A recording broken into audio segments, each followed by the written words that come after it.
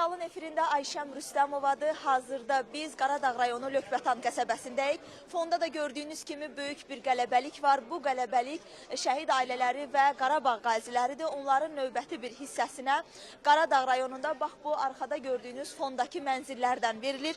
Bugün 200 ailə mənzillə 13 il, 15 il onların arasında mənzil gözləyən ailələr var. Onlar bugün öz mənzillərinə qovuşurlar, sevinclərini yaşayırlar. Bir neçə dəqiqə bundan qabaq Əmək və Əhalinin Sosial Müdafiəsi Naziri Sahil Babayev çıxış etdi və o növbəti şad xəbərləri verdi ki, bundan sonra da Mehdiyabad qəsəbəsində, rayonlarda evlərin tikintisi başa çatmaq üzrədir və onların da verilməsi, şəhid ailələrinə və Qarabağ əlillərinə verilməsi təmin olunacaq. Hal-hazırda püşk atma prosesidir. Məndən arxada görürsünüz, insanlar öz mənzillərini seçirlər və biz prosesi bir neçə dəqiqə sizə canlı olaraq təqdim edirik.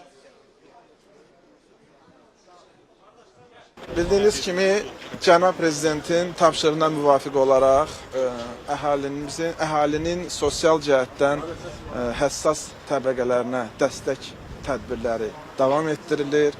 Bugün də çox xoş bir tədbir keçirdirik. Qarabağ müharibəsi əlillərimizə və şəhid ailələrimizə mənzillər təqdim olunur. Cənab Prezident verdiyi tapşırıqlar, Cənab Prezidentin verdiyi tapşırıqlar tam şəkildə icra olunur.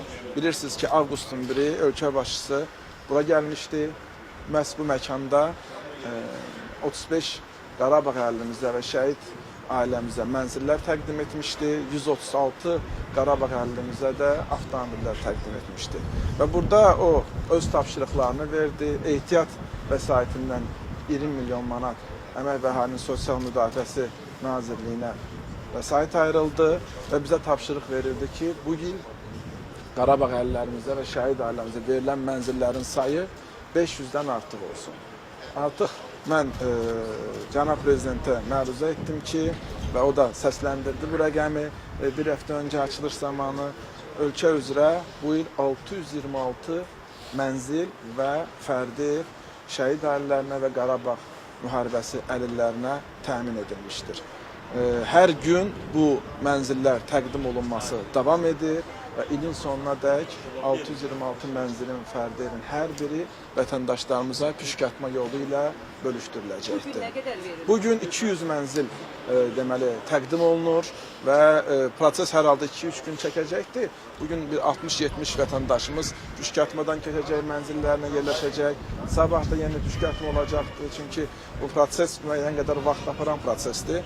Biz gətirib saxlamaq istəmirik boş, əziyyət, soyuq havada gətirib boş, çox uzun müddət saxlamaq istəmirik burada. Burada 200 şəhid ailəsi və Qarabağ müharibəsi əlinə mənzillər təqdim ediləcəkdir. Eyni zamanda Mehdiyabad qəsəbəsində 72 mənzil təqdim edildi, Zabrat qəsəbəsində 155 mənzil təqdim edildi. Bu həftə ərzində Şamaxı və İmişlidə daha 90 mənzil təqdim ediləcək. Ölkə rayonları üzrə 74 mənzil təqdim edilir. Burada dediyim kimi 35 mənzil verilmişdi, 200 mənzil də bugün təqdim edilir. Cənab Nazir, beləcə çıxırmı ki, haradasa 626 idi, indi 200 olursa, haradasa 1000 hamısı 626-nın içindədir. Cənab Prezident dedi ki, o təmin edildi. Bunlar yəni hamısı satın alındı, hazırlandı. Onların verilmə proseduru ilin sonuna qədər edilir. Bir də bir şey deyim, Cənab Prezidenti müşavirədə səsləndirdiyi kimi bizə onu da deyərdiniz. Bu sahədə sosial siyasətlə bağlı, Əmək Nazirliyi ilə bağlı, şəhid, Qarabağ əlilliyi və ya digər kateqoriya sahə üzrə olan insanlarla bağlı xüsusi tapşırıqlar deyir ki, 2019-cu ildə də növbəti hədəflər olmaz. Bu bir mənalı, bu proses davam edəcəkdir. Ümumiyyətlə, şəhid ailələrimiz və Qarabağ müharibəsi əlillərimiz, veteranlarımız daima dövlətin diqqətindədir. Onlarla bağlı çoxsaylı proqramlar həyata keçirilir. Dediyim kimi 626 mənzil verildi bu il. 136 avtomobil təqdim edildi. Özünü məşğulluq tədbirləri çərçivəsində 7700 bizim ailəmiz özünü məşğulluq proqramına cəlb edilib. Onların içində 1000-dən artıq məcburi köçkün və qaçqınlarımız var. 1000-ədək əlillərimiz və şəhid ailələrimiz var. Eyni zamanda gənclərimiz var, qadınlarımız var. Növbəti illə bağlı proqramlar daha da genişlənəcəkdir. Gələn il 8000 ailə özünü məşğulluğa cəlb olunacaqdır. Orada da yenə əsas belə deyək, kateqoriya olaraq biz əlillərimizi, şəhid ailələrimizi, məcburi köçkünlərimizi götürmüşük. Eyni zamanda gələn il ölkə üzrə 800 mənzil və fərdi ev şəhid ailələrimizə, Qarabağ əhalilərimizə təqdim olunacaqdır.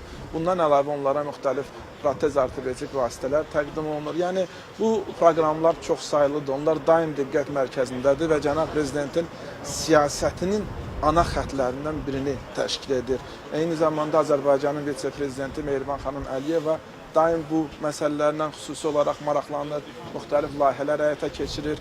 Həm Heydər Əliyev Fondu vasitəsilə, həm müvafiq dövlət qurumları vasitəsilə bu proqramlar geniş şəkildə həyata keçirilir. Sosial müəssisələrdə müxtəlif tədbirlər, müxtəlif proqramlar həyata keçirilir. Bərpa mərkəzlərinin təmirinə, onların maddi təchizatına ciddi diqqət ayrılır. Eyni zamanda kadr potensialının genişləndirilməsinə ciddi kömək göstərilir. Sayın Nazim, bu 11.000 manat məsələsinin zəhmət olmasa, bu vaxta qədər nə qədər ümumiyyətlə dəfəli ödəmə ödənilir və gələn il nə qədər? Deməli,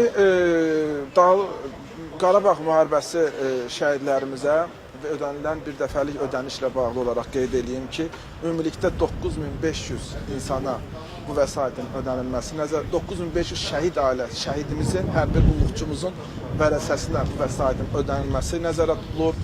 Bununla bağlı işlər tam sürətlə davam edir. Bilirsiniz, proqram 19-cu ilin sonuna qədər davam edəcəkdir və bugünkü günə mən deyə bilərəm ki, 3000 hərbi qulluqçunun 4000-ə qədər vərəsəsinə ödənişlərin həyata keçirilməsinə dair qərarlar qəbul edilir. Hal-hazırda müvafiq banklar vasitəsilə bu ödənişlərin ödənilməsi həyata keçirilir. Yəni, ilin sonuna qədər bizim ehtimalımız odur ki, 4000 vərəsə, 3000 hərbi qulluqçunun 4000 vərəsəsi bu vəsaiti alacaqdır.